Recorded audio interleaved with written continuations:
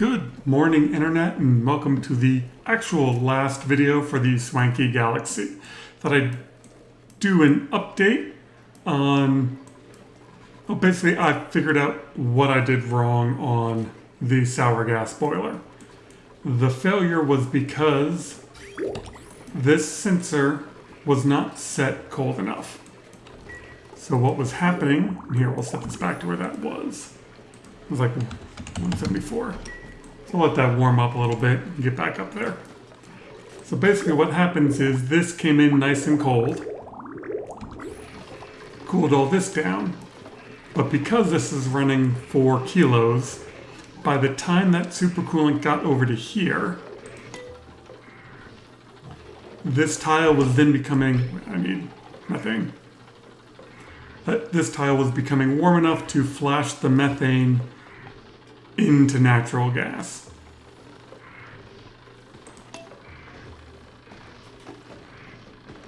You see, this one will cool off faster because it's got the colder side of it.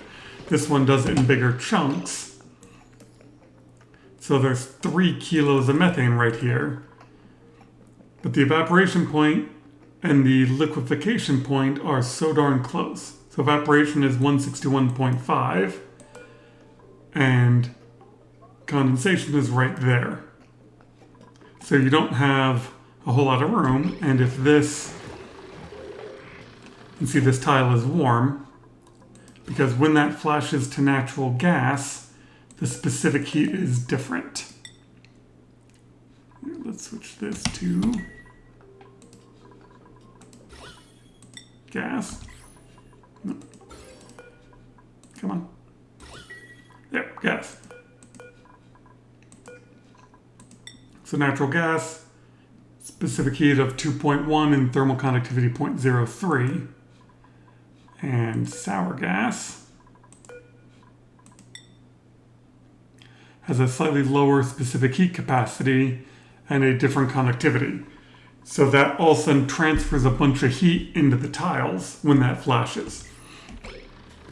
So when that happens enough times, it will warm up the supercoolant coming out of here, and eventually gets to the point where this side is packed in, the cooling loop gets too warm, this side evaporates, and problems. So by setting this colder, this tile can technically get below the freezing point, but there's too much mass in here for it to actually freeze the methane. By the time you get to the other side, it's no problem. And that way there's enough cooling once you get over here. You see this tile is 10 degrees above condensation point, so it's now got to work harder and harder to cool it down. We'll go and speed that back up. You see, once it gets a bit of that flashing, it kind of feeds on itself.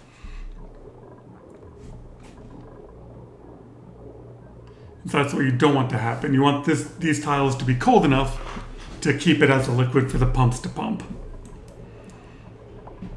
And so this natural gas, if it's 2 tiles wide, it can kind of block the system and keep the gas from flowing. So that's what was going on. I let that warm up a bit. So now I'll just gotta wait for it to cool all the way back down.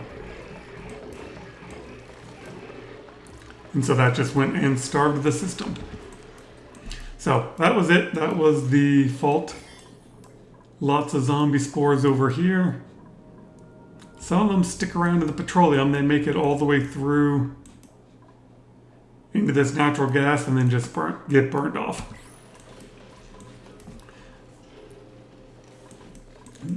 So other than that, that's kind of how I got that sorted out.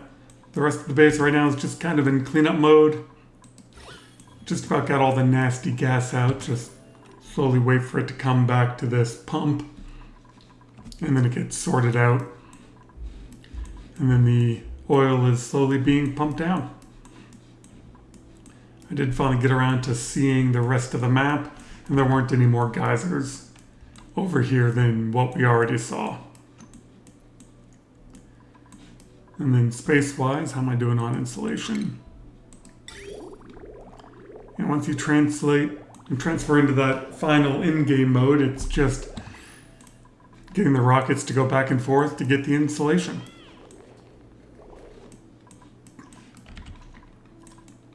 I'm kind of doing a big base overview. I really did enjoy this map. It was all kinds of fun.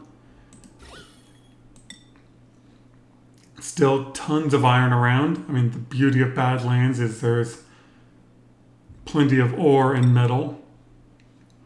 The mineral is always awful because it's just granite and obsidian. And a lot of them.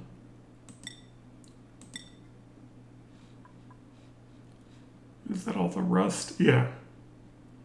Rust, little bits of fossil.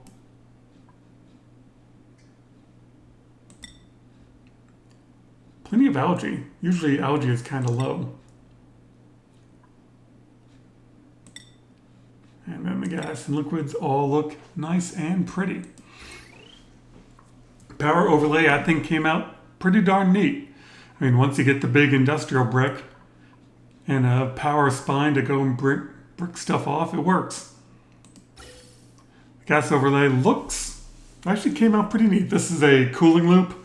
The oil was coming out so hot it started overheating things, so there's just a hydrogen cooling loop cooling all that down, but gas-wise, definitely a nice and neat base. Same thing with the plumbing. You know, we got the cooling loop and a couple other stuff getting the bathrooms around. Yeah. So I insulated the oil pipe and just kind of left it open down there, which is why it got hot. Germ-wise, Badlands is always good for germs, other than zombie spores. And look, plants. Things that worked, finding a saltwater and water geyser next to each other, just super handy, other than the heat. So you gotta actively cool it. Once this water tank got full, that was all fine, and then plenty of polluted water for all this thimbleweed. Usually your short thimbleweed. This was a different design for the ranches, and I think it worked. Yeah. Actually getting some decent decor around here. I think next time I'll make this 4 high instead of 3 so that I can fit more decoration in and around it. So I think if I make that 4 high, I can do plants or something else in there. Maybe some of the crown molding.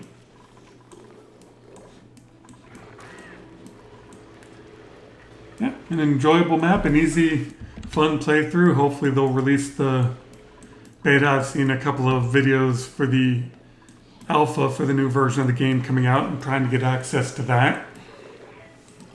Yeah, come on, get back to the gas. You can see that this is kind of all packed in, waiting for this to cool down. And so hopefully I can get access to the alpha version of the game. If not, I'm registered for the beta version, and we'll see. I mean, there's definitely some interesting things, but I think the hallmark of a good game is, even on the basic version, each map is different and fun to play. So we'll call that good for the Swanky Galaxy, and hopefully we'll be exploring new stuff next time around. Thank you very much for watching. As always, if you have questions about what worked, what doesn't work, or have any ideas, let me know.